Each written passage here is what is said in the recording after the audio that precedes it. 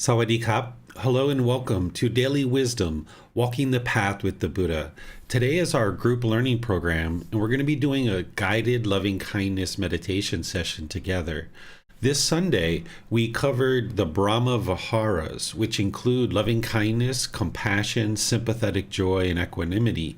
And since we discussed the Brahma Viharas in Sunday's class, and today we're doing loving kindness meditation together, I thought what I would do is spend some time to help you see how loving kindness plugs into the Eightfold Path, because in the Buddha's teachings on the path to enlightenment, the Eightfold Path is the path to enlightenment. And it's important that you build your confidence and your understanding to understand how these teachings connect together and how to practice them on an ongoing basis.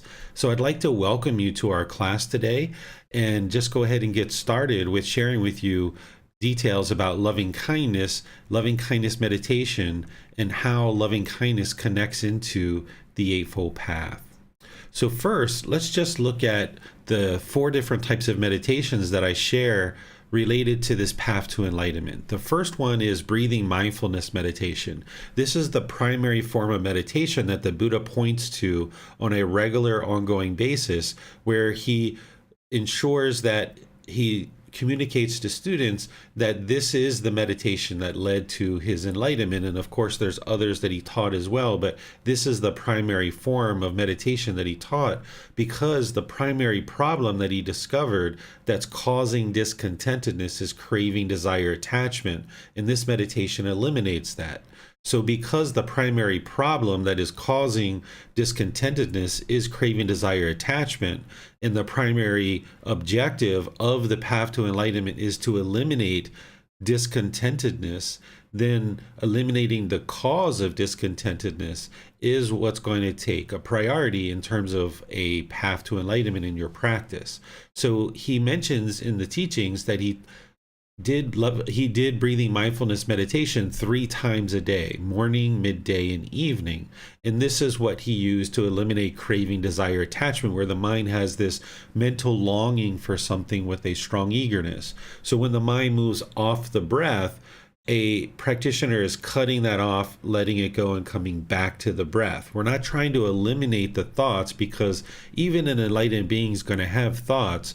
But what you're doing is you're putting more and more space between the thoughts as you're stilling the mind and you're quieting the mind. Initially, when you first get started, the mind is oftentimes bombarded with thoughts. And this can happen for many months until you build up and you accumulate more and more benefits of your meditation practice. But as you focus on the breath, having mindfulness or awareness of mind, you know that the mind is on the breath. And then more and more, you become aware when it's off the breath. And when you see that it's off the breath, you're able to cut that off and let it go and come back to the breath. And by focusing on the breath as your single object of concentration, you're developing focus and concentration, or singleness of mind. So this is what we're cultivating in our breathing mindfulness meditation practice, is mindfulness or awareness of mind, and concentration or singleness of mind. And we're working to eliminate craving, desire, attachment. It's a really simple technique that you just focus on the breath. Wherever you observe that the mind is off the breath, you cut that off and let it go. You breathe in gradually through the nose, and you exhale gradually through the nose, experiencing the full breath and taking a nice natural breath, not a forced or controlled breath, but a nice gradual breath. And when we do loving kindness meditation today, we're going to do a little bit of breathing mindfulness meditation first, then we're going to do loving kindness meditation, and then we're going to do breathing mindfulness at the end. Loving kindness meditation, which is what we're sharing today and what I'm going to guide you guys in, is to eliminate anger, hatred, and ill will, and all those lesser versions like frustration, irritation, annoyance, and so forth. It will even help you eliminate resentment and other feelings like this. And you're cultivating loving kindness for all beings. Loving kindness is the exact opposite of anger, hatred, and ill will. And then there's these other 2 forms of meditation that are kind of specialized and only used in unique situations. But every practitioner is going to need breathing mindfulness meditation and loving kindness meditation as part of your tool belt in terms of getting to enlightenment, because they address 2 of the main problems that the Buddha discovered. Remember, craving, anger, and ignorance are the three poisons or the three unwholesome roots, and this is a certain description of the unenlightened mind and what plagues the unenlightened mind. And then there's these 10 fetters, which are a more detailed description. But there's this understanding of what's happening at this higher level of craving, anger, and ignorance, and there's certain solutions that we implement at that level. And then the more detailed description, we understand the problems more detailed in a more detailed nature, and then there's certain solutions for those at the detailed level. So breathing mindfulness meditation is addressing the craving, loving kindness meditation is addressing the anger, and then to address the ignorance, you're not believing the teachings, you're learning, you're reflecting, doing that inward looking to determine whether these teachings are true, and then you're practicing the teachings to see the transformation to the mind, and this is helping you to acquire wisdom. That's what's antidoting the ignorance. So there's these teachings that we're applying of using meditation to eliminate craving and anger, and then we're using the teachings to independently verify them, accumulate wisdom, and then apply more and more of all the other teachings. Because as you guys know, generosity is also helping to eliminate craving, and there's other aspects of these teachings as well. So these are the 4 meditations that the Buddha taught, and this first 2 are primary forms of meditation that every practitioner would need to understand and practice in order to progress to enlightenment, because it's addressing 2 of the 3 major problems that the Buddha discovered.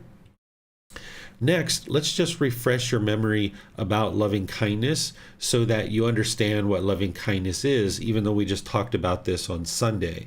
What loving kindness is it's this active goodwill towards all beings without judgment. It's a genuine interest in seeing all beings be well.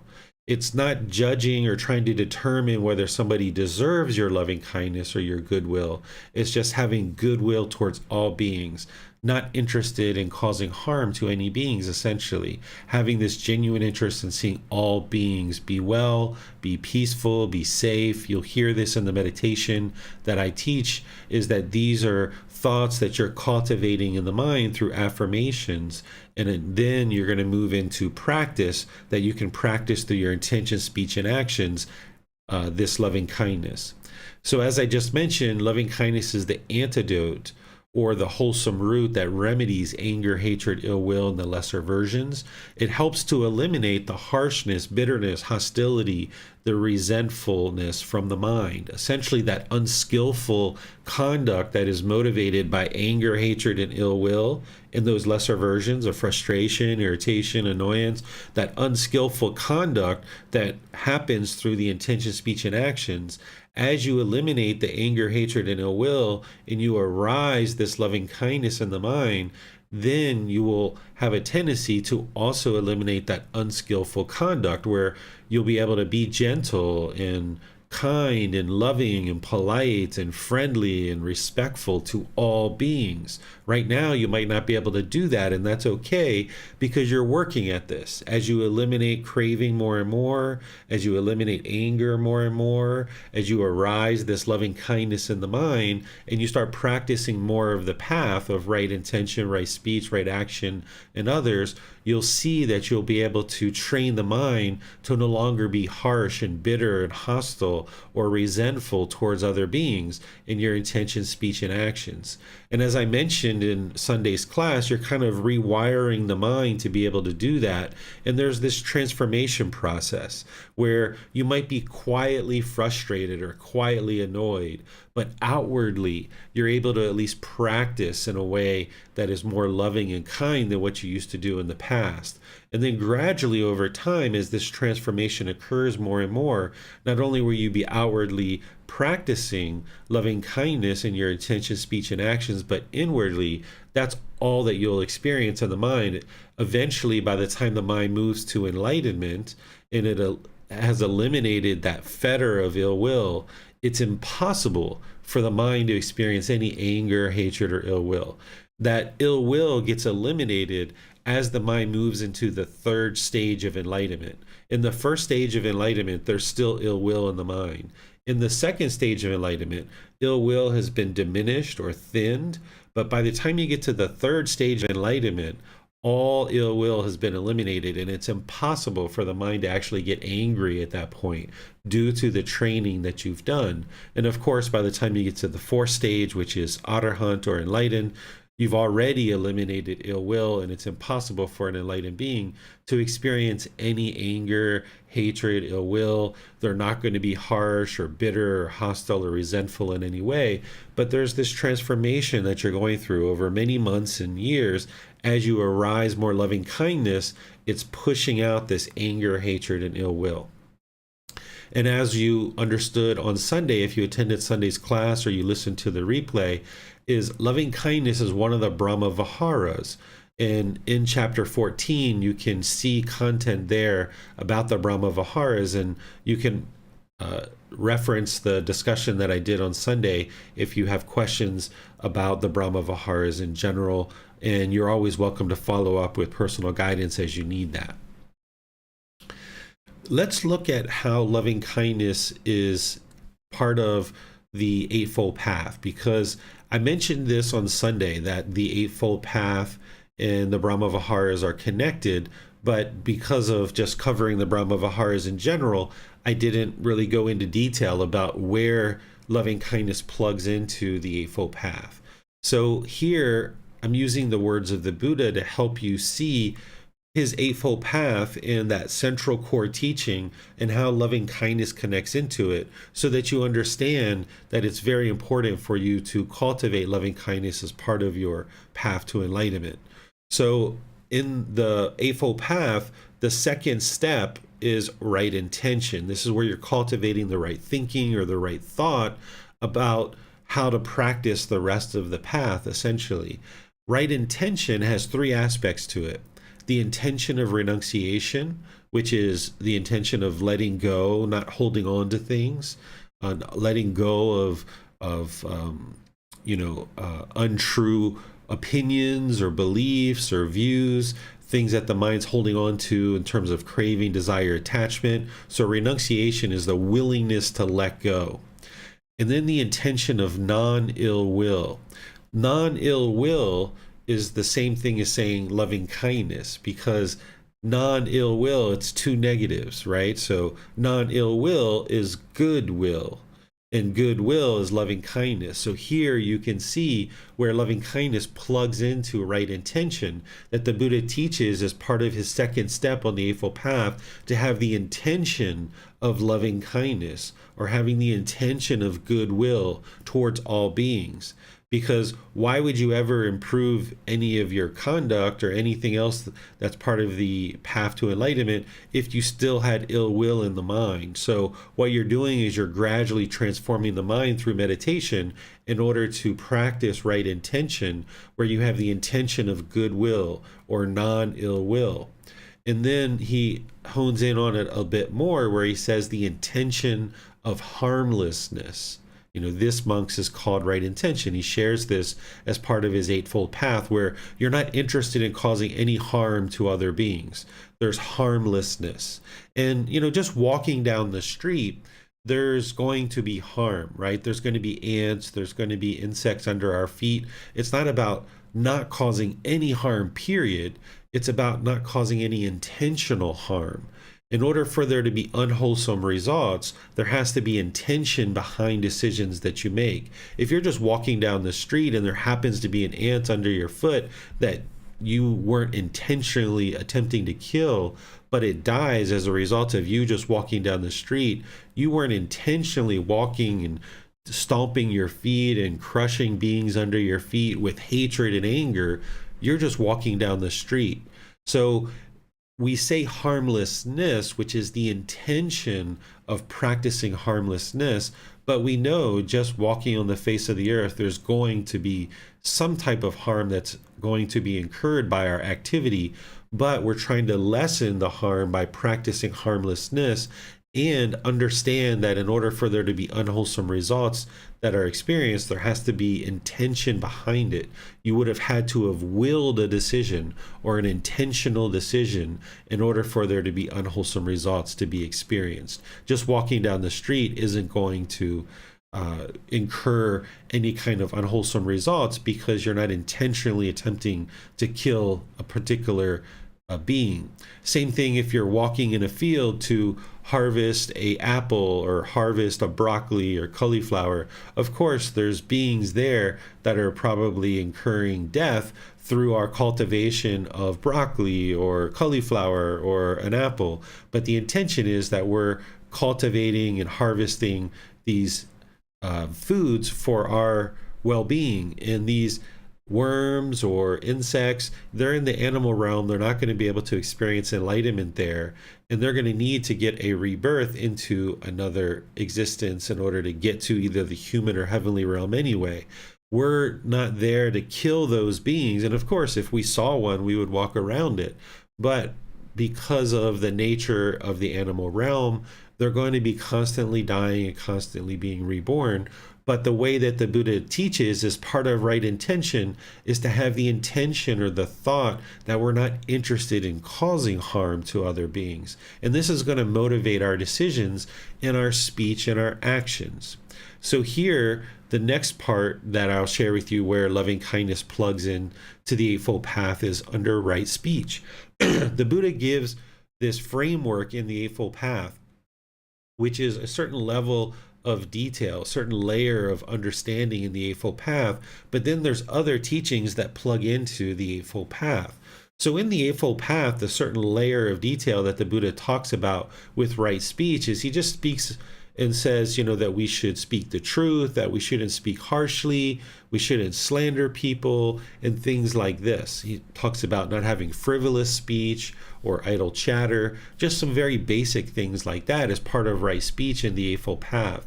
But then in other parts of his teachings, he expands upon what right speech is, because he can't include everything all in one place, because as students learn, they learn gradually. So the Eightfold Path is a certain layer of detail of teachings.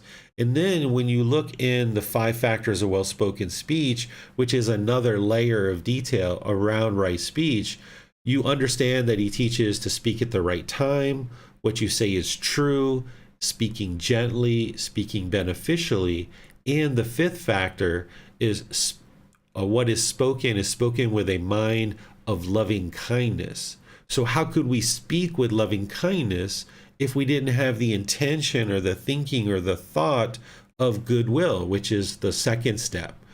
Right speech is the 3rd step.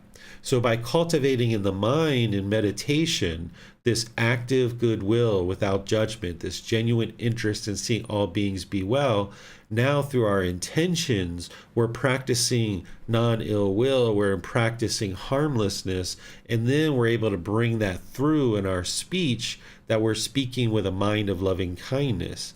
And then he doesn't explicitly say it in right action, but if our mind has loving kindness, then our actions are also going to be practicing this same intention of non-ill will and harmlessness. As we move about the world with our body, we're ensuring that we're not causing any harm through our bodily actions. And then here's a place where the Buddha is speaking. He's speaking to the monks, where he's talking about speech prior to this. And he's talking to the monks about how he's encouraging them to speak with the 5 factors of well-spoken speech, speaking at the right time, what you say is true, speaking gently, speaking beneficially, and speaking with a mind of loving kindness. And in that same discourse, he's reminding them that even though you might be speaking with the 5 factors of well-spoken speech, other people aren't going to be speaking with the 5 factors of well-spoken speech. Those people might be speaking untimely, and they might be speaking with lies. They might be speaking harshly. They might be speaking unbeneficially, and they might be speaking with a mind of inner hate. And he's reminding them of this. And then he gets to this point in the discourse where he then explains to them, okay, even though other people are speaking untimely, they're speaking what is untrue, they're speaking harshly, they're speaking unbeneficially, and they're speaking with inner hate, when you encounter somebody who is speaking in that way and interacting with you in that way, he says, herein, monks, you should train thus. our minds will remain unaffected, and we shall utter no evil words. We shall reside compassionate for their welfare, with a mind of loving kindness, without inner hate. We shall reside enveloping that person with a mind filled with loving kindness, and starting with him, we shall reside enveloping the all-encompassing world with a mind filled with loving kindness, abundant, joyful, immeasurable, without hostility and without ill will. That is how you should train, monks. So he's saying even when you encounter somebody whose mind is essentially polluted with craving, anger, and ignorance, and they're functioning in a way that is unwholesome and unwise, he's saying you should still function with this loving kindness. So this loving kindness meditation is highly important in order for you to cultivate the mental state, this healthy mental state that we talked about in the Brahma Viharas, in order for you to practice all these other teachings. It would be very difficult for you to practice something like right intention, right speech, and right actions if there was inner hate in the mind, or there was anger, ill will. And with this understanding, one of the things that you can come to is that when you observe anger arising in the mind in your daily life, since the mind is not yet enlightened, you're going to experience this, then you can kind of choose to step away and not have contact with people when the mind is really angry or hostile or aggressive. You can understand, as part of the 5 factors of well-spoken speech, that it wouldn't be the right time for you to speak to other people when you know your mind is angry or hateful, or you're having frustration or irritation or annoyance. So you can do that in your practice. It can be a very wise decision that with mindfulness or awareness of mind, as you see these anger, hatred, ill will, or frustration, irritation, annoyance arising in the mind, that rather than try to rush in there and have a conversation and solve a problem while the mind is angered, instead it's better to step away, take a few minutes or a few hours or a few days to allow the anger to subside, work with breathing mindfulness meditation and loving kindness meditation to calm the anger. And then when you can arise this loving kindness, that's a better time for you to then have the conversation. And this can be a wise decision that you're making, where in the past, without this wisdom, we might have just rushed in there and had a conversation and attempted to solve something, thinking that we had all the best intentions in the world trying to solve this problem.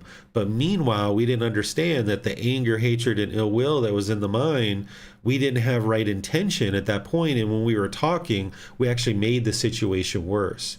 So by gaining this wisdom, you can actually step away from a conversation, put it on pause, and then have a conversation later when the mind has arisen this loving kindness. And you can actively do that through breathing mindfulness meditation and loving kindness meditation.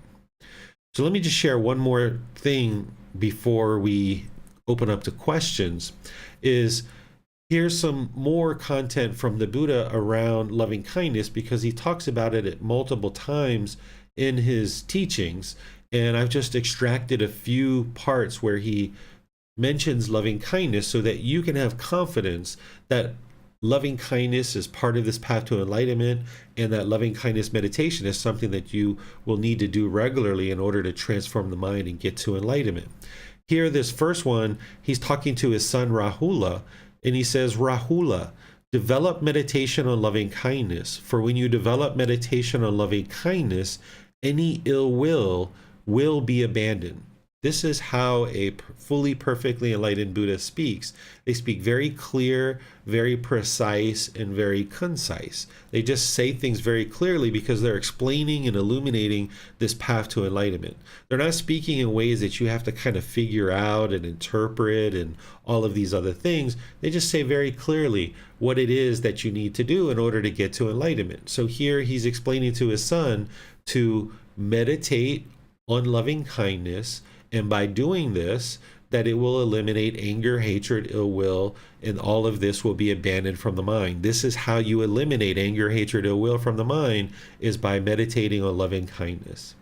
And then you can't just bring loving kindness into the mind through meditation, you also need to practice it in daily life through your intention, speech, and actions. You need to have politeness, kindness, friendliness, and respect. Cultivating loving kindness and meditation is like filling up the gas tank. And then you go out into the world and you practice through your intention, speech, and actions to have loving kindness towards other beings. And that's what this next one is. He says loving kindness should be developed to abandon ill will. So developing loving kindness in the mind through meditation, and then developing it through your practice of your intentions, your speech, and your actions, this is what's going to abandon ill will. And ill will is one of the fetters, one of the three poisons as well. This is what's hindering the mind and keeping it in the unenlightened state. So when he talks about abandoning ill will, he's helping you to understand how to eliminate the pollutions of mind that are keeping it trapped in the unenlightened state. And then here he talks about this next teaching. He says, suppose they ask, but what, friends, is the reason unarisen anger does not arise? And arisen anger is abandoned. So the reason why unarisen anger, so any anger that's currently in the mind, he's saying this is the reason why it won't arise. And any arisen anger that has already arisen in the mind, he's saying this is how to abandon it. He says, you should answer the liberation of mind by loving kindness. That's the way to eliminate any anger that's arisen and any anger that's currently in the mind, to ensure that it doesn't arise. He's saying liberate the mind, or give this freedom to the mind by loving kindness. For one who attends carefully to the liberation of mind by loving kindness, unarisen anger does not arise, and arisen anger is abandoned. This, friends, is the reason unarisen anger does not arise, and arisen anger is abandoned. So by practicing loving kindness meditation and practicing loving kindness in your daily life will ensure that anger that has arisen can be abandoned, and that anger doesn't arise in the first place. And eventually you get to the point where that fetter or that pollution or that taint of ill will has been fully abandoned and eliminated from the mind, that it's no longer there, and it's impossible for a mind to actually experience anger, hatred, and ill will once you've eliminated the fetter. As long as that fetter is in there, there's still going to be the potential for anger, hatred, ill will, and those lesser versions to arise. But once you fully eliminate the fetter of ill will, it's impossible for the mind to become angered, having hatred, ill will, or even frustration, irritation, resentment, and these other discontent feelings. But your mind is in transition and working towards that. And it's loving kindness meditation and practicing loving kindness in daily life that is going to help you accomplish that. So let me pause here and see what questions you guys have before I introduce you to the meditation itself. The way that you ask questions is put those into Facebook, YouTube, or Zoom. In Zoom, you can electronically raise your hand and ask any questions or follow-up questions directly. Yes, sir. Let's go to Max. He has his hand raised. Yes, sir. So my 13-year-old daughter frequently has frivolous speech, and being a 13-year-old daughter, some of it includes being dramatic or drama with friends and whatnot. So how would I help her understand frivolous speech? And then the second part of the question, I guess, would be, how can I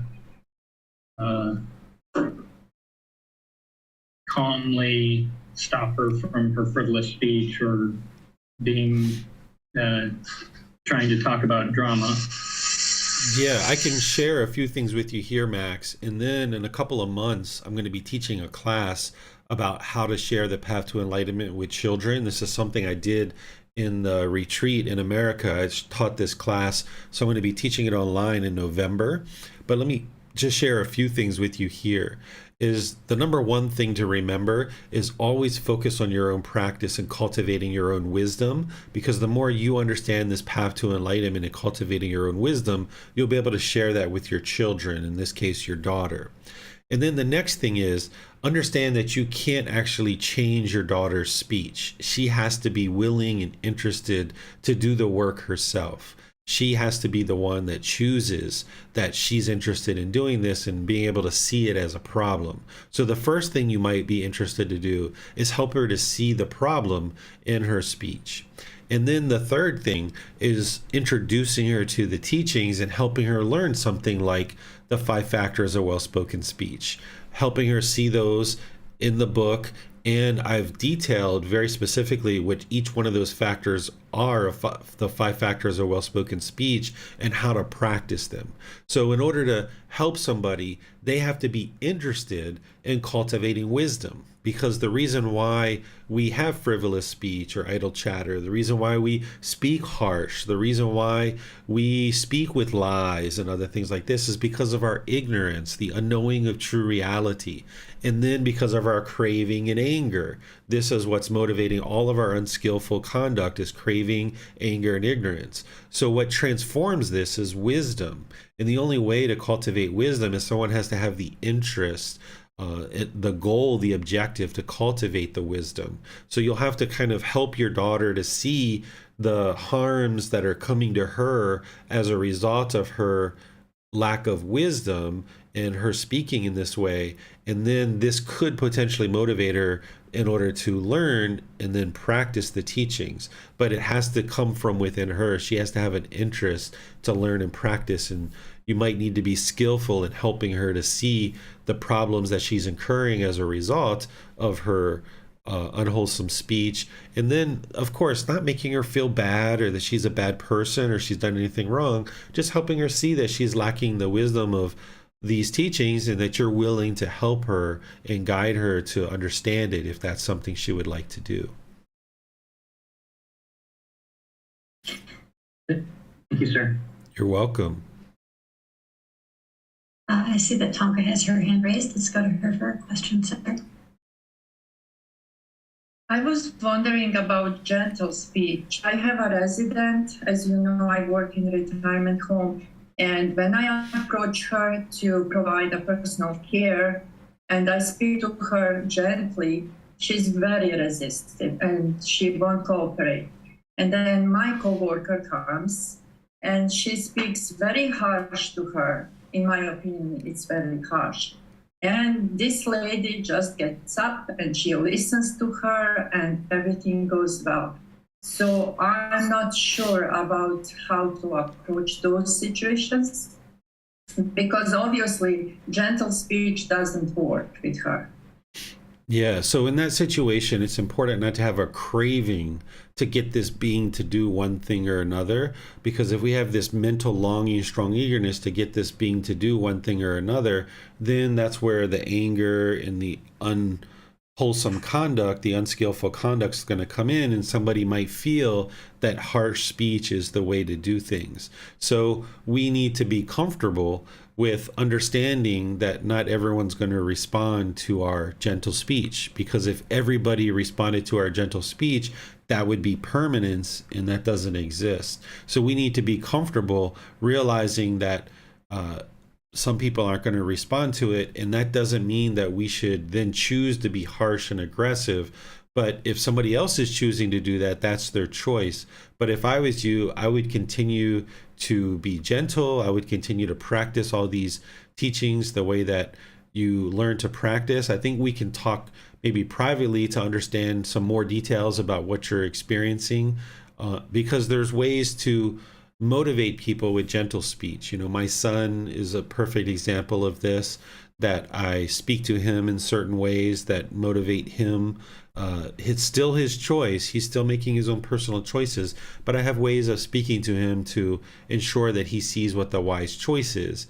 And then there's also ways to speak what the Buddha calls stern or firmly, with still speaking the 5 factors of well-spoken speech, including gentle speech. There's ways to speak firmly without being harsh. And I think if I understood more of the details of what you're encountering at work, I could give you some more specific guidance of how to do that. And that may help.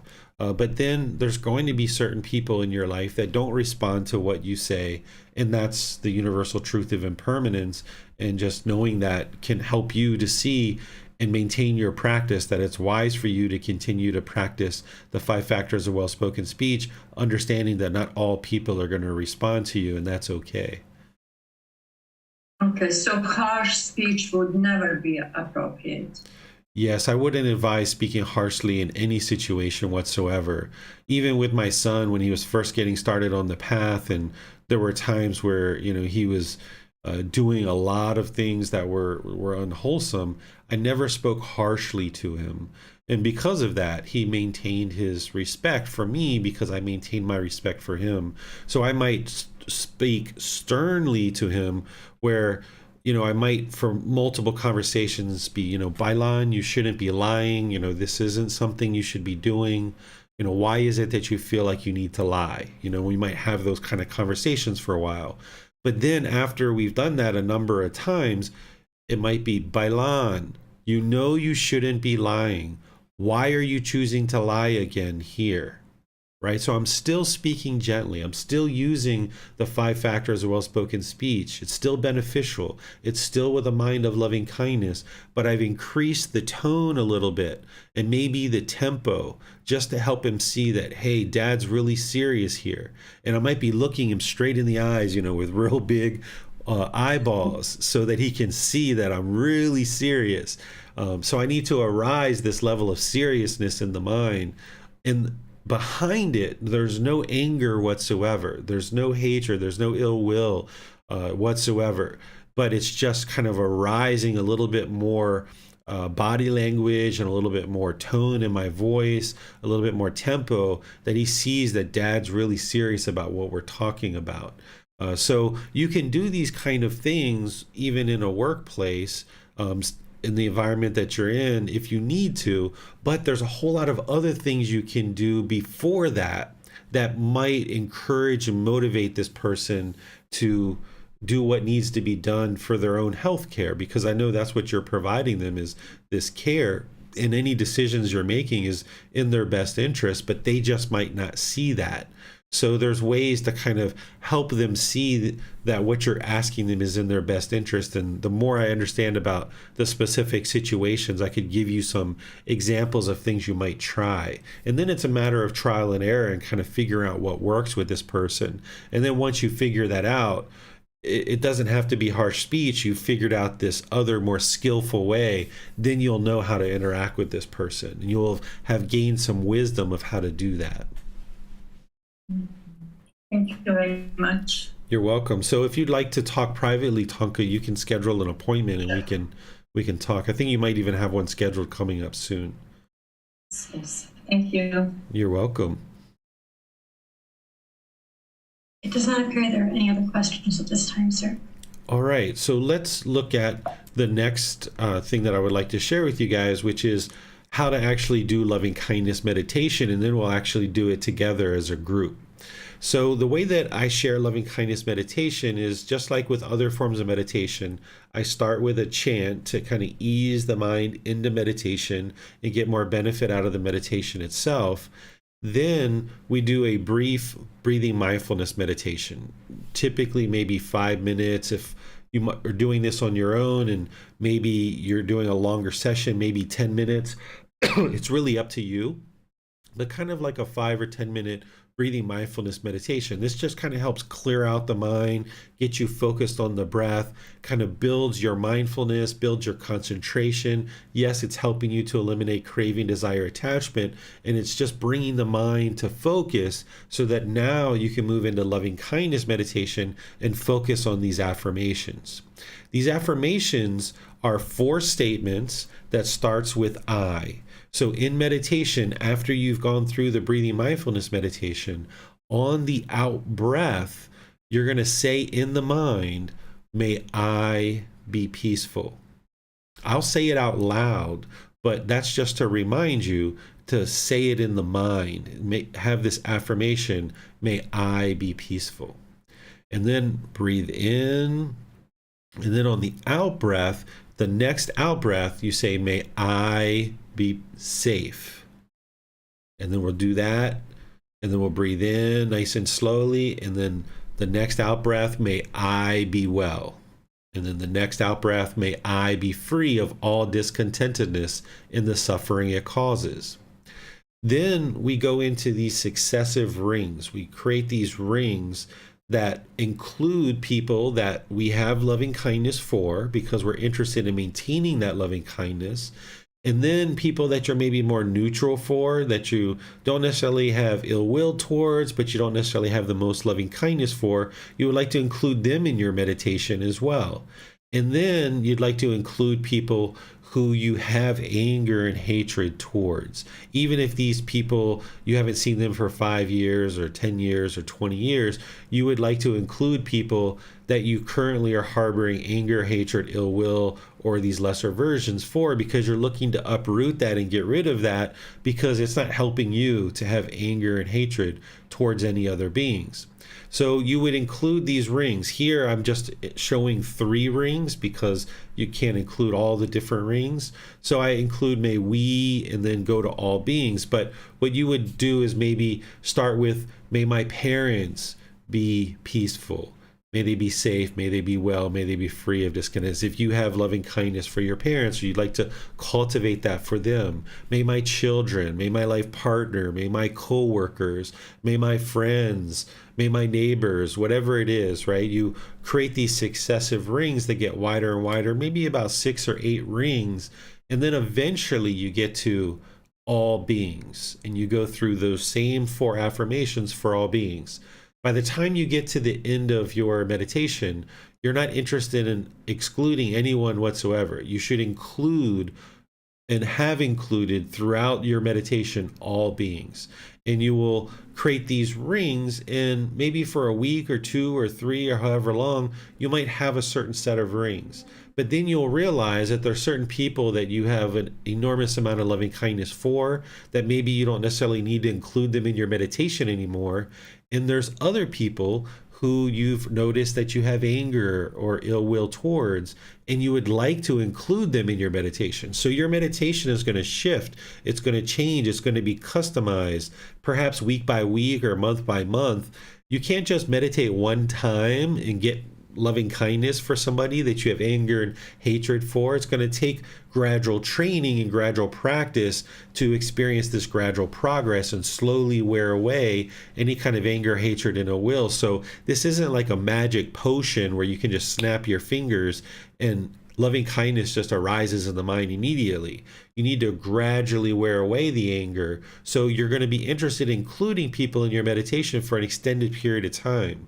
I often tell students how for the first 6 months of me doing this meditation, I included my mom because in my childhood, my mom and I had a very difficult time, and we had a lot of animosity I had a lot of animosity and anger and hatred towards my mom. So it took me a good 6 months to really eliminate that from the mind. So you're going to need to include certain people in your meditation practice for extended periods of time until you observe that the mind is having loving kindness. This meditation isn't to change other people. You're not attempting to transform other people through your meditation. You are eliminating the anger, hatred, and ill will in your mind towards these groups of people, so that now, should you come in contact with these people, your intention, speech, and actions can emanate from loving kindness. And that's how you improve your relationships. So as I was in childhood and early adulthood, my mom and I had very rough relationship. We oftentimes talked to each other in unwholesome ways, and we would have to go away from each other for several months or sometimes years. And then we would come back together, and we would be harsh and aggressive with each other again. And we would do this back and forth thing. And eventually I got to the point where I started understanding these teachings to a certain degree. I started meditating. I started doing loving kindness meditation and transforming my mind, so that then when I was around my mom, my intentions, my speech, and my actions started changing and started improving. And then because I was putting out this loving kindness, I started observing more loving kindness coming back from mom. She still struggled in certain areas, but we got to a point in our relationship where there was no harshness or any kind of hostility or anything between either of us from a certain point all the way until her death in 2017. So you can transform your relationships through practicing the Buddhist teachings. But what you're doing first is you're transforming your own mind by eliminating craving, anger, and ignorance in your own mind. Then when you're having your personal and professional relationships, you're going to be interacting in a different way than you did in the past. And this is why you'll see improved results. Because in the past, you might have been operating with craving, anger, and ignorance, where now you're transforming all of that with wisdom. By gaining this wisdom of the Buddhist teachings, you're eliminating craving, you're eliminating anger, you're eliminating ignorance by arising generosity, loving kindness, and wisdom. And now when you start functioning in the world differently, slowly but surely beings around you will function differently as well. You're not going to change other beings, but you're going to improve the way you interact with people, and therefore people will kind of gradually improve the way they interact with you. But you've got to start with you first. So this meditation is putting you at the focal point by you focusing on cultivating loving kindness for this being who you are now. May I be peaceful. Then when you learn to have this healthy relationship and this healthy mental state with yourself, then you'll be able to have a more healthy relationship with other people. Because oftentimes we have this inner dialogue or this inner hate towards this being who you are now, this negative self-talk. And this meditation can help you transform that, where you no longer have that inner dialogue or that inner hate towards this being who you are now. And when you improve that with loving kindness meditation, then you'll learn how to have this healthy mental state with others as well. And your intention, speech, and actions will emanate from this loving kindness. So then after the loving kindness meditation, and I'll do a certain number of affirmations that are kind of general for all of us since we're meditating together, we'll go to breathing mindfulness meditation and end our meditation with that. And then we'll go into the chanting and kind of ease out of meditation. So let me see what questions you guys have on the loving kindness meditation before I guide you guys in this meditation. The way that you can ask questions is put those into Facebook, YouTube, or Zoom, or you can electronically raise your hand in Zoom to ask any questions that you like. Yes, sir. Is one of the reasons why we end with all beings because we might not realize that we have irritation or hostility towards someone that we haven't interacted with for 10, 20 years?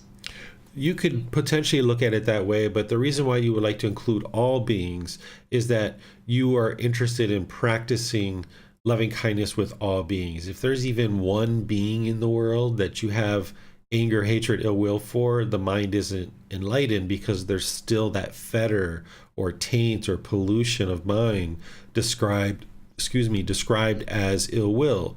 So you need to get to the point where you are all inclusive and you've included everyone and anybody in your meditation. So you can do that through the various rings, and then you just kind of would like to be sure with that last ring to make sure you're all inclusive and you haven't left anyone out whatsoever. That way, any being and all beings that you interact with, you can have loving kindness for. And one of the things that can help you arise loving kindness for all beings is not just the meditation, but when you understand the teachings of the Buddha, when he talks about the cycle of rebirth, he talks about how we've all been so many countless beings in the past that it would be impossible to find a being that is alive today that hasn't previously been your mother, your father, your brother, your sister, your son, your daughter, or some other relative. So when you interact with that cashier at the restaurant or at the convenience store or a clerk at the gas station or wherever you are in your day, if you think about this person as being your mother, your grandmother, your father, your grandfather, your brother, your sister, your son, your daughter, that they've previously been a relative of yours at some point, then you can interact with them in a much different way.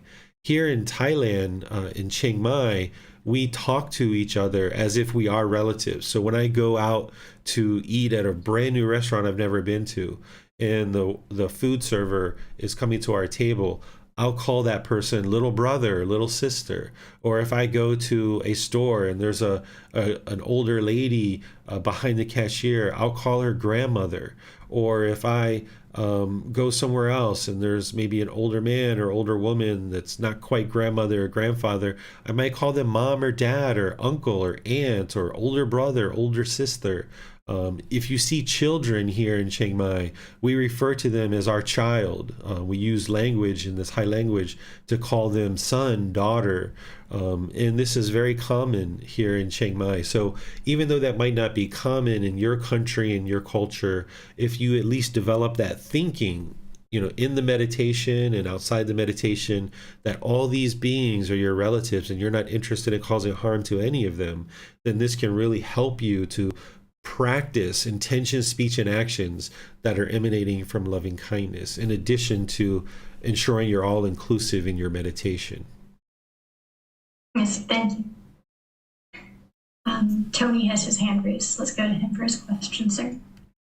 Yes, Teacher David. So do we only use the loving kindness for people we have ill will and difficulty with?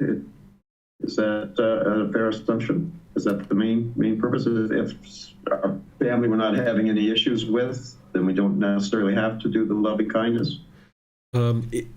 So as part of right effort on the Eightfold Path, remember there's 4 parts to right effort. One is preventing any unwholesome qualities from arising in the mind that are not currently in the mind. The second one is any unwholesome qualities that are in the mind, to actively apply the effort to eliminate them. Then the other part the Buddha talks about is any wholesome qualities that are not currently in the mind, apply the effort to arise those wholesome qualities in the mind. And the fourth part is any wholesome qualities that are currently in the mind, he says, support those, encourage those, don't allow them to fade. So the way that I approach this is that even people who you currently have loving kindness for, it's sometimes helpful to include them in your meditation, because that's applying right effort to support and encourage, not allowing the loving kindness to fade for people that you currently have loving kindness for. Now, if you feel like in your daily life you're practicing loving kindness with these beings and you know that there's just no way you would ever feel any hatred or anger towards certain people in your family, then okay, yeah, you don't have to include them in your meditation on a regular ongoing basis. But you may decide, maybe on Mother's Day or Father's Day or your life partner's birthday or something, maybe include them every once in a while just to be sure. But that's up to you how you choose to do that. But remember those 4 aspects of right effort, and one of them is to support, encourage, maintain, not allowing it to fade. So if you need loving kindness meditation to do that for people you currently have loving kindness for, then great, you can do it that way. But if you feel like you don't need to include certain people in your loving kindness meditation, then you don't need to include them. So like my mother, once I got to that 6-month mark, it just happened to be about 6 months. It can be longer for you, it could be shorter for you, but I just observed that it was about 6 months. I didn't have to include her anymore, but occasionally I would still kind of put her in there when I would say, may my family be peaceful. I was thinking about her and all the other members of my family. So I wouldn't avoid putting them in there, but I wouldn't necessarily include them every single time, but just be sure you're practicing that right effort where you're supporting, encouraging, not allowing these wholesome qualities to fade away. Thank you, sir. You're welcome. I see that Jan had her hand raised. Let's go to her for her question, sir. Thank you, Miranda. Thank you, Teacher David. I have a question. During the summer, spend a lot of time gardening, so I'm encountering more beings in the animal realm than people. And I've been including some of the pests in my loving kindness meditation. So I just wanted to check that would be a wise thing to do. Yeah, you can do that. One of the ways that I used to do this meditation is I would do the realms. I would start with, may I be peaceful, may I be safe, and so forth. And then I would say, may beings in heaven or human realm or afflicted spirits, animal, hell, or I would flip it the other way and start with hell and work my way through the animal realm and then do all beings. So you can do the 5 realms. That can be a way for you to do it. You can do different groups of people that you come in contact with, but yeah, you can totally do that. It's up to you how you structure this. This is different than breathing mindfulness meditation. With breathing mindfulness meditation, the Buddha was very clear on how to do that and exactly what to do in terms of our breathing mindfulness meditation. In loving kindness meditation, there's this flexibility and this customization because each individual's mind is a bit different in who one person harbors anger and hatred towards, or who you need to support, encourage, and maintain loving kindness for in your mind is going to be different than another person's mind. So feel free to customize this in multiple different ways. And that's one of the things that I try to do in these classes on Wednesdays and in the in-person classes that I teach is I try to do a lot of different varieties of loving kindness meditation so you get a different flavor of how you can customize these. And I tend to be more general in the way that I do loving kindness because I'm leading a group, but you'll need to really make it specific for your life and what you're experiencing on a day-to-day basis. Thank you, Teacher David. You're welcome. It does not appear there are any other questions at this time, sir. All right. Well, I'd like to invite all of you guys to join together for meditation. If you'd like to take the seated, lying, or standing positions, these are the 3 that tend to work really well with loving kindness meditation. We don't do the loving kindness meditation in the walking position, but there's these other 3 that you can use, either seated, lying, or standing. So if you're seated, you're probably going to be cross-legged on the floor with maybe something under your rear to get your rear up in the air, and not crossing your legs too tight because that would cut off the circulation and make it difficult for you to meditate for an extended period of time. If you're in a chair, you might just have your feet flat on the floor or crossed at the ankles. It's up to you. Remember the universal truth of impermanence, that this isn't about everybody doing it exactly the same way, because that's impossible. It's about finding what's comfortable for you. You're not interested in your body being luxurious, but you're not interested in it being painful either. So you're finding that middle way where the body is comfortable, because we need to go through the body in order to get to the mind and train the mind. The hands and arms should just be resting comfortably in your lap. The Buddha put his right hand on top of his left with his thumbs together, and you can put that into your lap, and that will allow your muscles in your hands and your arms to just completely relax. But if that's not comfortable, you could put your palms on your thighs or your knees. You could put your palms up. You could put your arms on the armrest of a chair. Again, it's not about everyone doing it exactly the same. It's about finding what's comfortable for you. So with the lower body relaxed and comfortable, the hands and arms relaxed and comfortable, next you'd like to bring your upper body to be erect. Not real rigid and stiff, but not slouched either. In the middle, where it's nice and erect. This keeps the mind attentive and alert during your meditation, because the meditation should be an active, dedicated, purposeful training session. So we need the mind to be attentive during our meditation. So by keeping the spine erect, this keeps the mind attentive so we can actively train it during our meditation.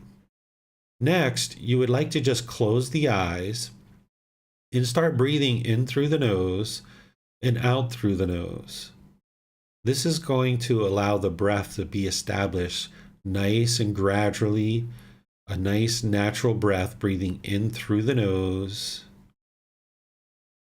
and out through the nose. You can stay here and just work on establishing the breath, or if you know these chants, you can join in with the chants, and then I'll be back with some more guidance after the chanting.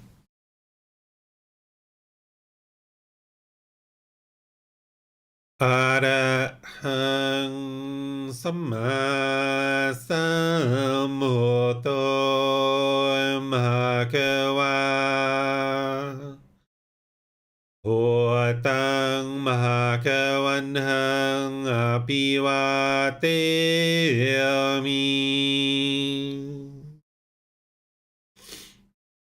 Savakato Bhagavata Tammo Dhammang Namasami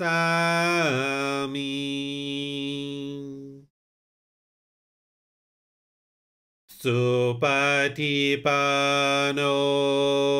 Bhagavato Sāvaka Sangho Sanghang Namami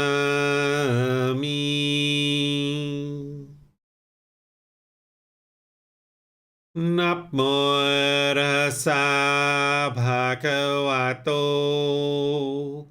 Arahato Samma Sambuddhassa Namo Tassa Bhagavato Arahato Samma Sambuddhassa Namo Tassa Bhagavato Arahato Samma Sambuddhassa Iti piso Bhagava Arahang Samma Sambuddho Vichacharanang Samhuno Sakato Rogavitu Anuttero Purisa Dhammasati Satatawa Manusarang Hoto Bhagavati.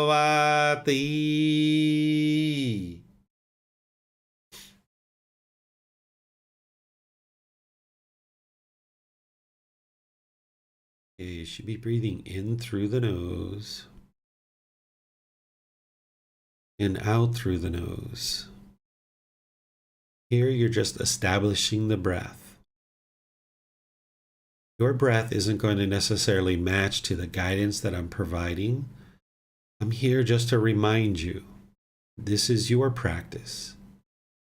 The guidance that I'm providing is just a reminder to breathe in gradually through the nose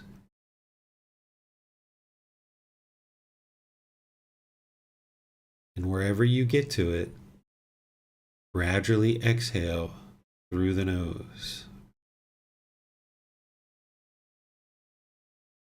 Breathing in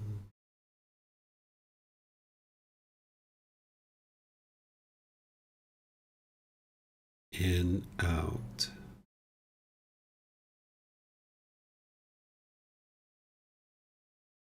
Once the breath is established, start focusing the mind on the breath. The sound of the air entering the nose, or the sensation of air moving over the skin into the nose. The breath is the present moment. Fixate the mind on the breath, the present moment. Breathing in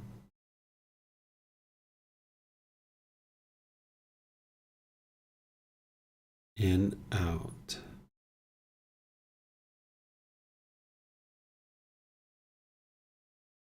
Breathing in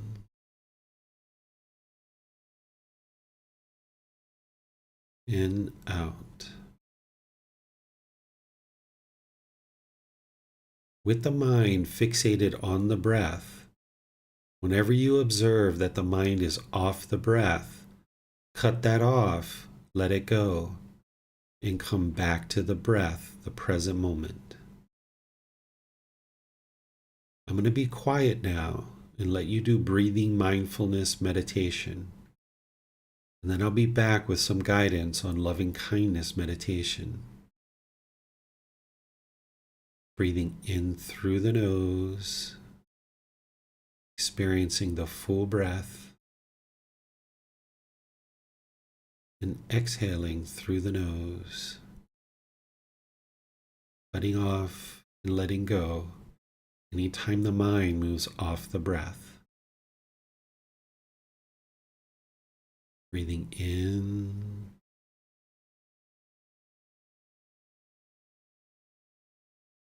and out.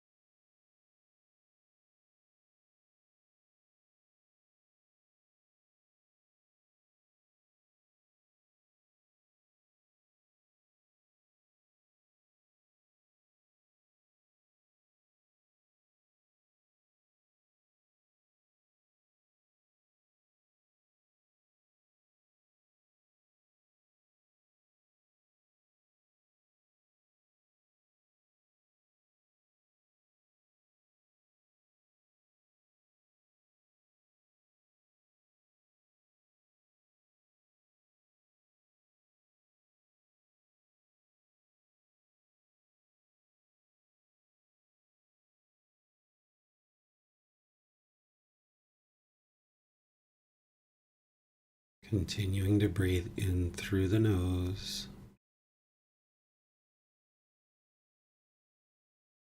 and out through the nose. On the out breath, repeat this affirmation in the mind.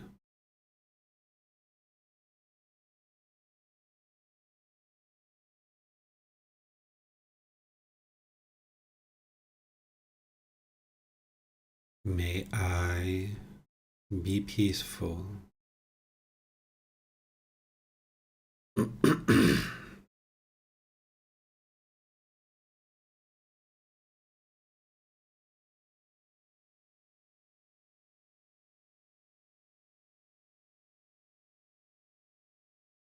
May I be safe.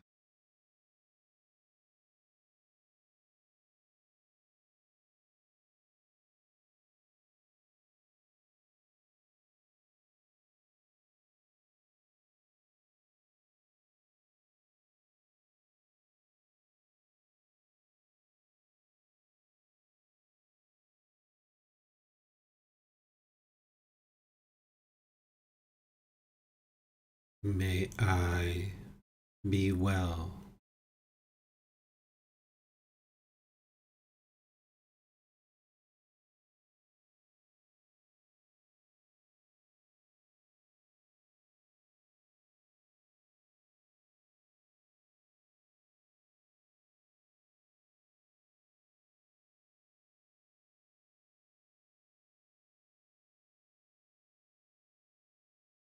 May I be free of all discontentedness and the suffering it causes.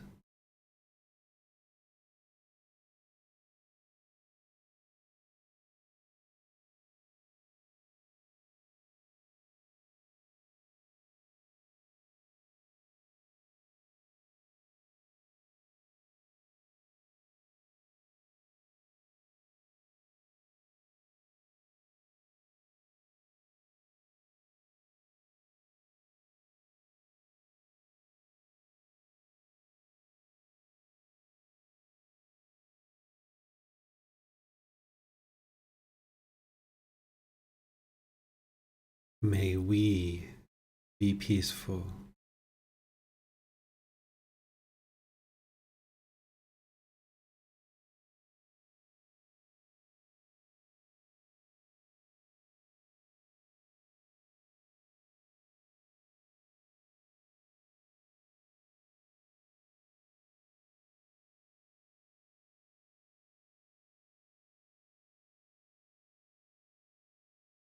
May we be safe.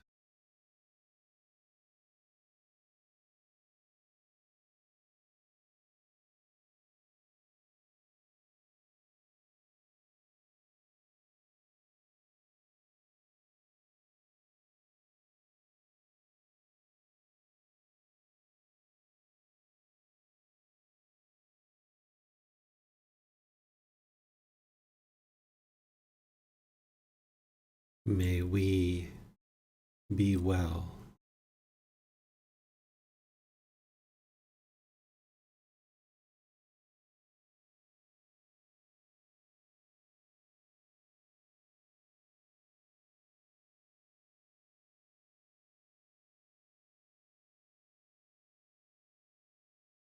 May we be free of all discontentedness and the suffering it causes.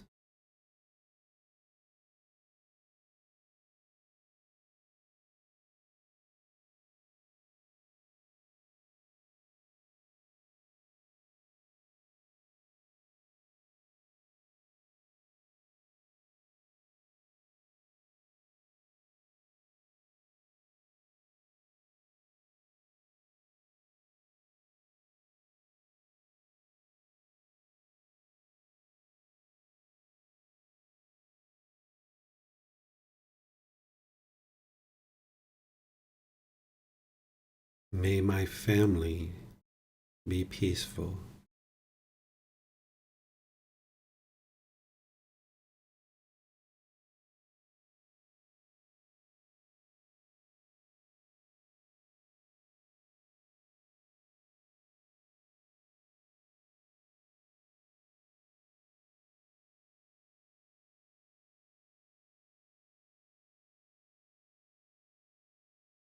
May they be safe.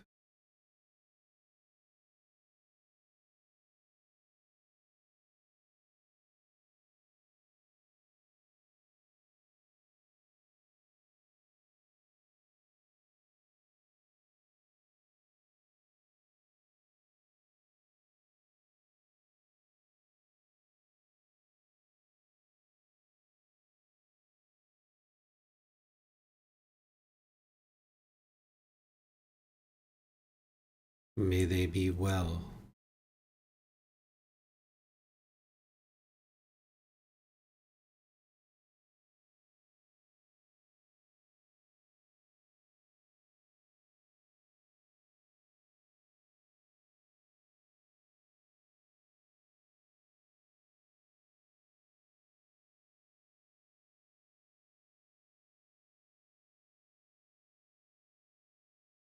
May they be free of all discontentedness and the suffering it causes.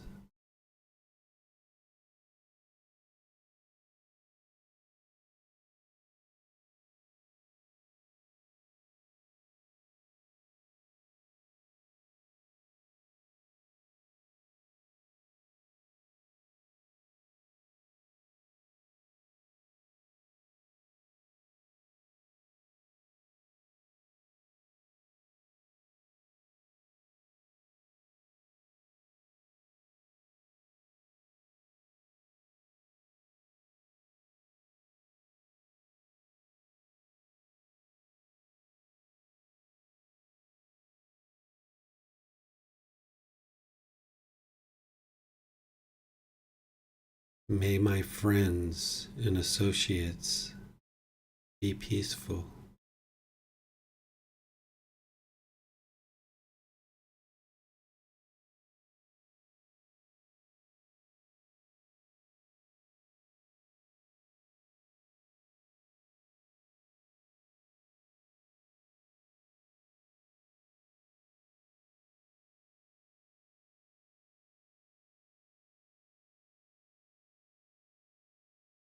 May they be safe.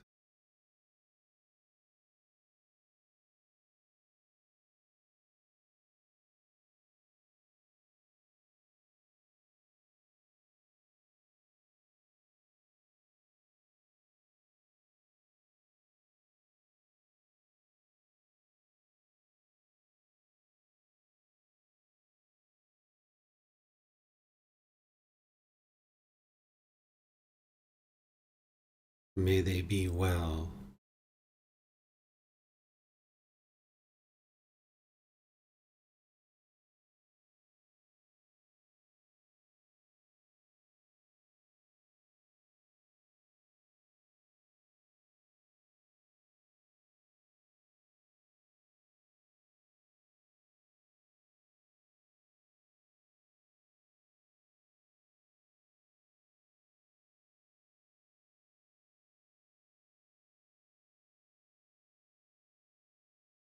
May they be free of all discontentedness and the suffering it causes.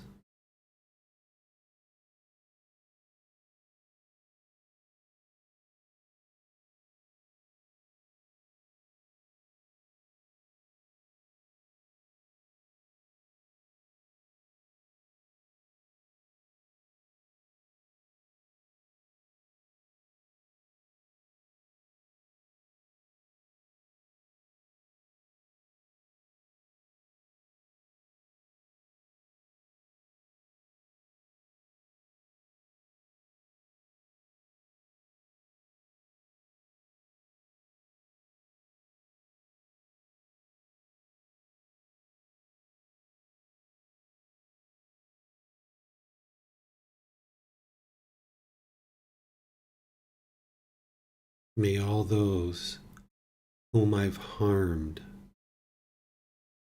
be peaceful.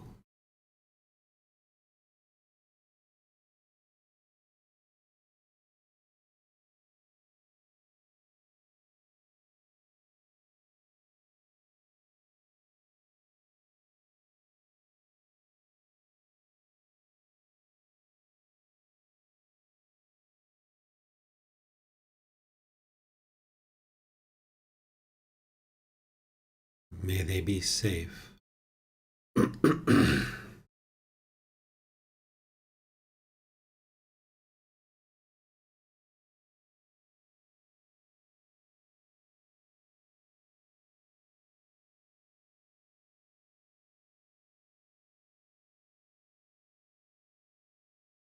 May they be well.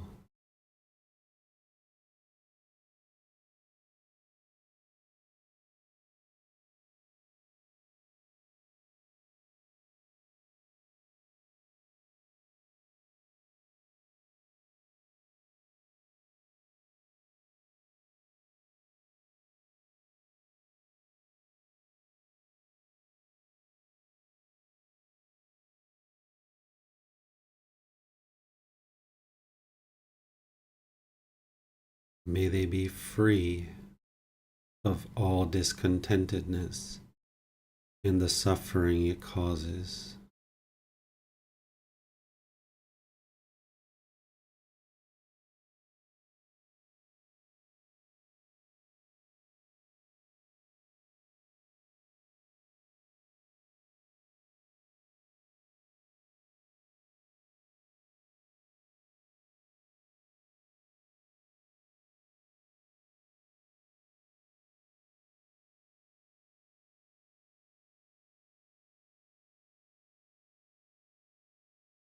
May all those who have harmed me be peaceful.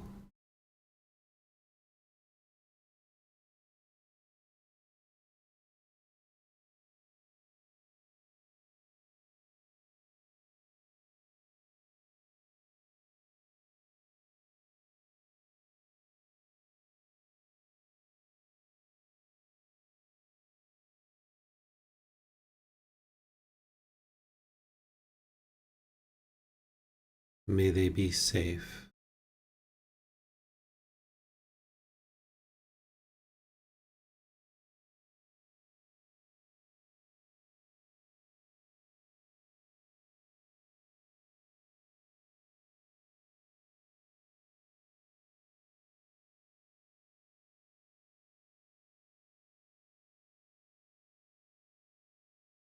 May they be well.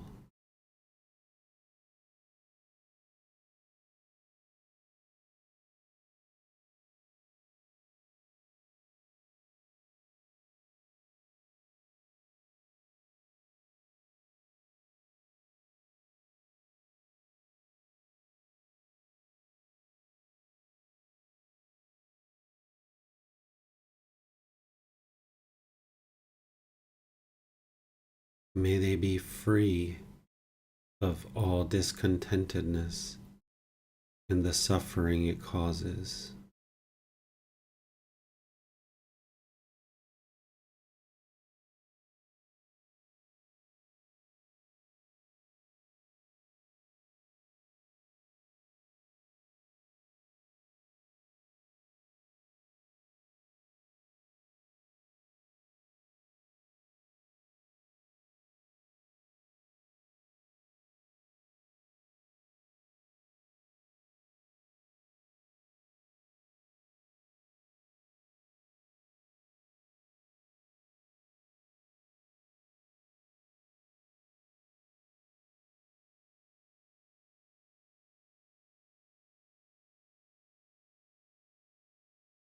May all beings be peaceful.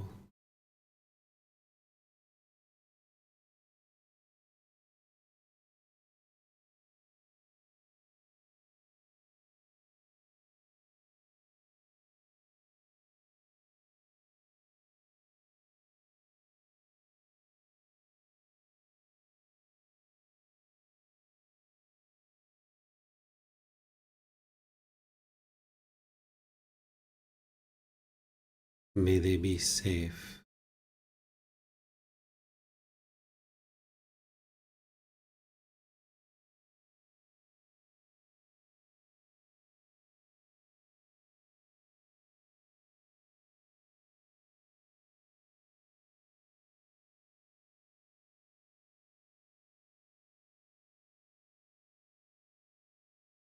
May they be well.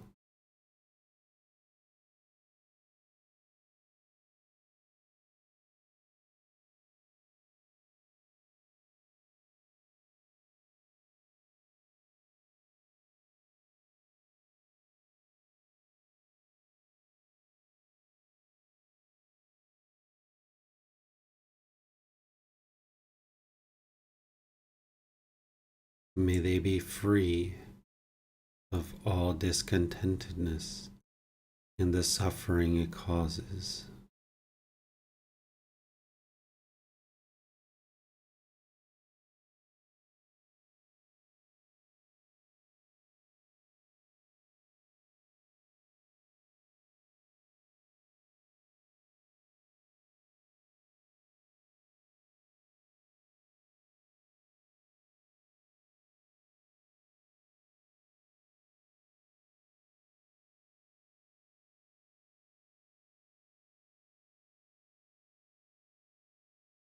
Now go back to breathing mindfulness meditation, focusing on the breath, cutting off and letting go anytime the mind is off the breath. Breathing in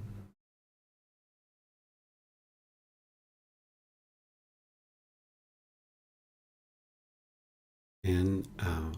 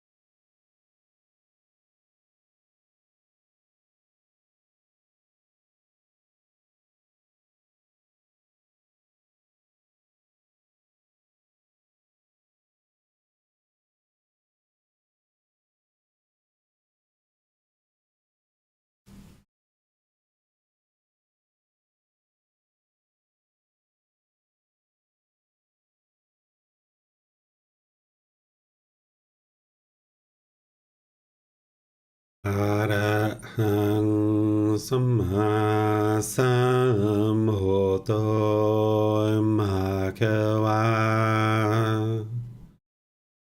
พุทธังมหาควันหังอภิวาเทมิ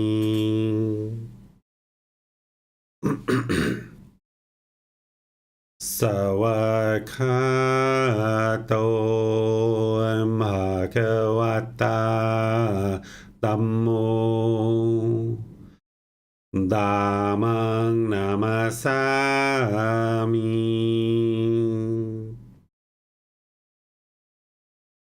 สุปฏิปันโนมหาควโตสาวกสังโฆสังฆังนามามิ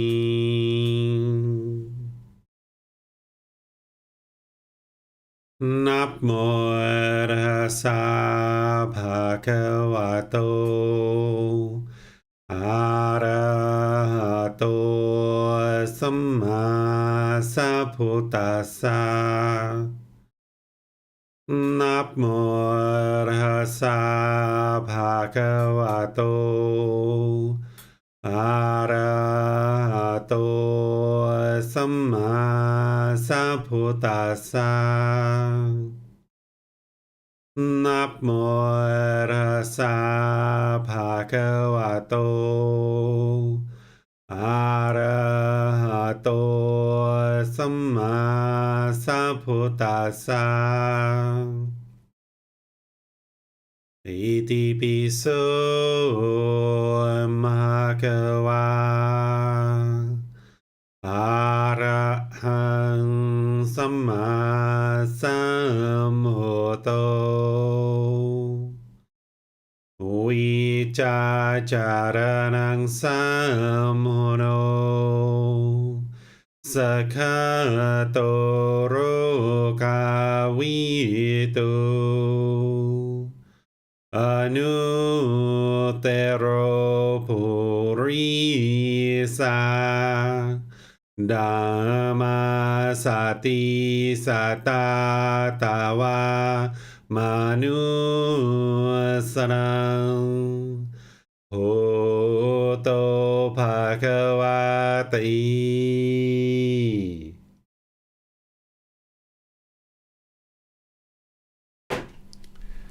All right, if you guys would like to gradually make your way out of meditation.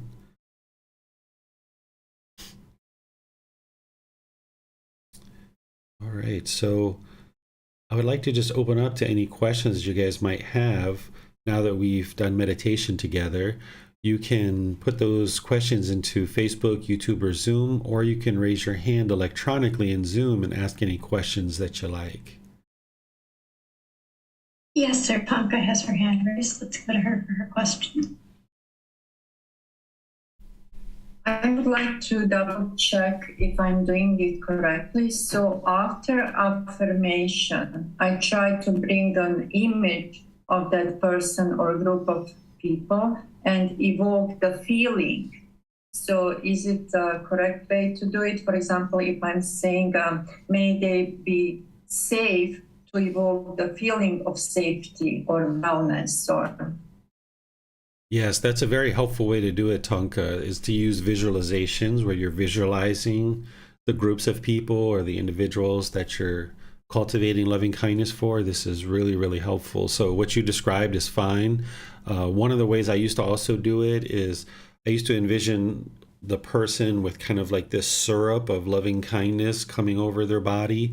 So this kind of visualization that you might choose to do, whatever you choose to do, is really wonderful to help bring the loving kindness into the mind for those people. Perfect, thank you. You're welcome. Yes, sir. Tony has his hand raised. Let's go to him for his question, sir. Yes, sir. In doing the meditation in itself, do we follow the breath in and out? Do we should follow the breath in and out through the nostrils or the nose or something like that? Is that correct, sir? Yeah, so with that breathing mindfulness meditation where you're establishing the breath and you're getting the mind focused on the breath, then as you move into loving kindness, you're still focusing on the breath, but you're adding that affirmation on the out breath. So that breathing mindfulness meditation prior to loving kindness kind of helps you to get the mind moving in the right direction so that once you get to the point where you're ready for the loving kindness, it should just be adding the affirmation on the out breath. Okay, but so we should be following the breath in, and then on the out breath, add the affirmation. Correct, sir? Yes, that's right. Yeah. Okay, very good. That's one other question. I think I saw somewhere. Is there daily meditation? I saw something somewhere that at your Shanghai that's on Facebook or on any of these platforms. I don't have a daily meditation on any of these platforms, but in Chiang Mai at the temple that I teach at, there's another teacher who teaches. His name's Master V, and he Monday through Friday does meditation in the morning and evenings with students who might decide to show up. And then for me, I teach at the temple on the weekends typically. I haven't been going there during the weekdays. In the past, several years ago, I used to go there on the weekdays, but that was before COVID when there was a lot of tourists around and people would just kind of wander into the temple. Sometimes there'd be groups of 30 or 50 people there learning with me. But nowadays, there's just not that many people walking around the city. So I haven't been going in Monday through Friday, but that might have been what you saw. I'm not sure. But I think so. Yeah. Is that what it is? Okay. So it's not on Zoom or anything. That's actually in person. Okay. Yeah. Okay. Thank you, sir. Yeah, you're welcome. Sir, to go back to something that you were talking about regarding loving kindness in the mind and right speech with loving kindness through our day, since nobody is going to be perfect at this instantly right away, when a practitioner finds that they're in the middle of an argument, say, and they realize that they are not and have not been using right speech and not been speaking with a mind of loving kindness during this interaction, should they, as soon as possible, stop the interaction, apologize, and say something like, can we come back to this at a later time, and then wait until their mind is in that place of loving kindness to resume the interaction and come to a resolution? Or what would your guidance be for that, sir? Yeah, this is ideal. This is what the Buddha's guiding us on the Eightfold Path, is that right mindfulness, having awareness that, oh my goodness, this anger has arisen, and look at my speech. This is not helpful whatsoever. So having that wisdom and that practice of right mindfulness, then you apply right effort, which is to cut that off and let it go, even if you're mid-sentence or what have you, that you're cutting that off and letting it go with right effort. And then that becomes easier when you're doing breathing mindfulness meditation, that when you have that mindfulness arisen and you're able to then cut off and let go of thoughts and come back to the breath. So that breathing mindfulness meditation is helping to arise the qualities of mind that you're going to need to practice that mental discipline of the Eightfold Path, where you have the mindfulness and awareness, and then you can apply right effort to cut it off and let it go. And then an apology is always a wonderful way to keep the Kamma as clean as possible. You've already spoken harsh speech, or you've already been hateful or what have you, but if you can catch it and cut it off and apologize, you're still going to be affected by what you did, but at least you're starting to clean up your Kamma. You're starting to take responsibility for your feelings and your emotions.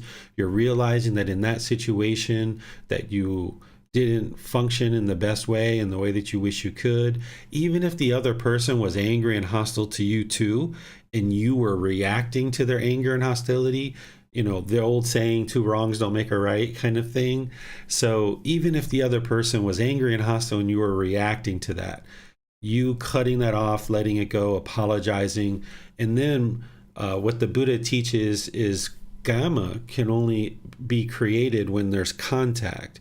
So if you realize with mindfulness that you're in contact with somebody who your mind has arisen hate for or anger towards, and you're starting to react in an unwholesome way, That's unwise. The wisdom of understanding contact and gamma is that you can eliminate contact, you can go away, calm the mind down, and then come back at another time.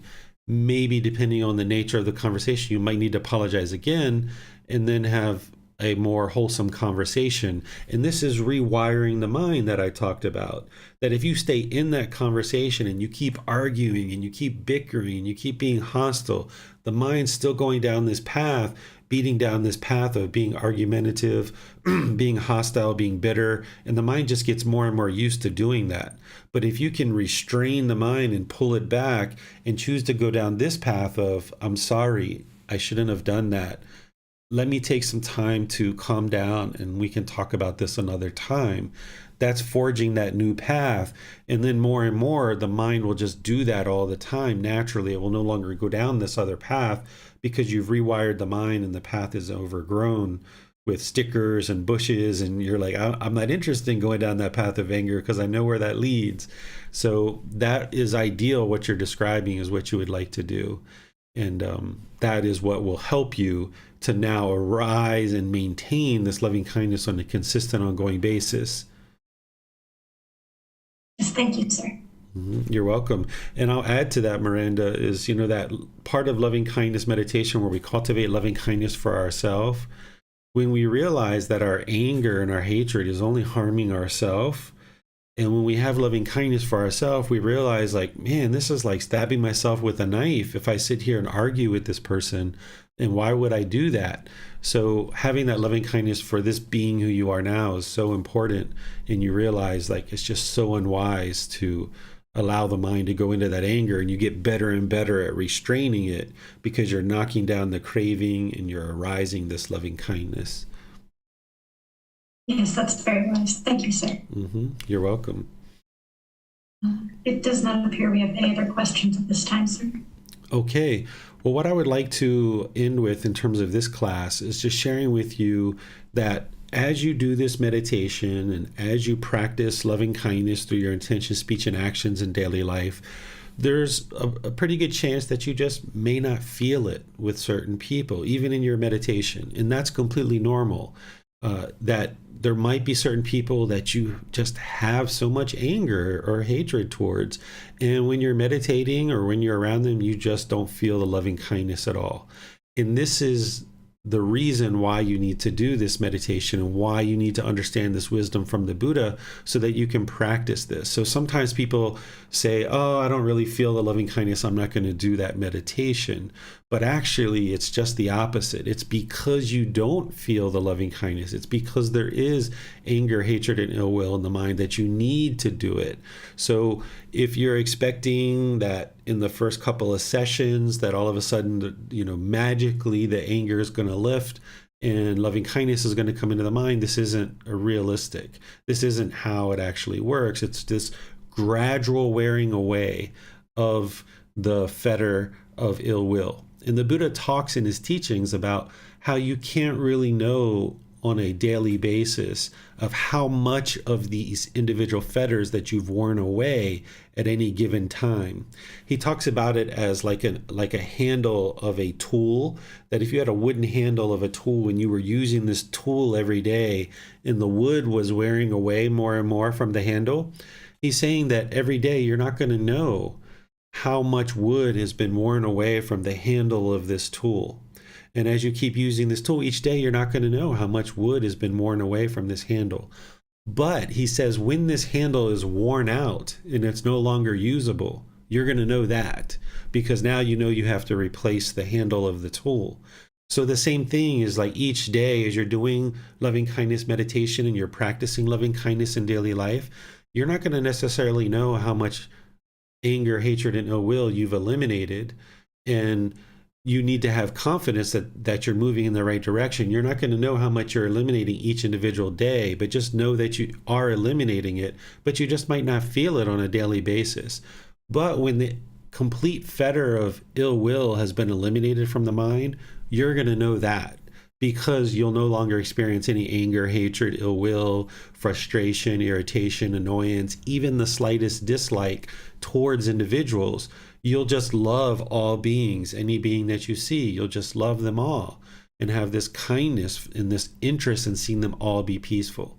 So if you don't feel it in your meditation, if you don't feel it in your daily life towards individuals, that's completely normal.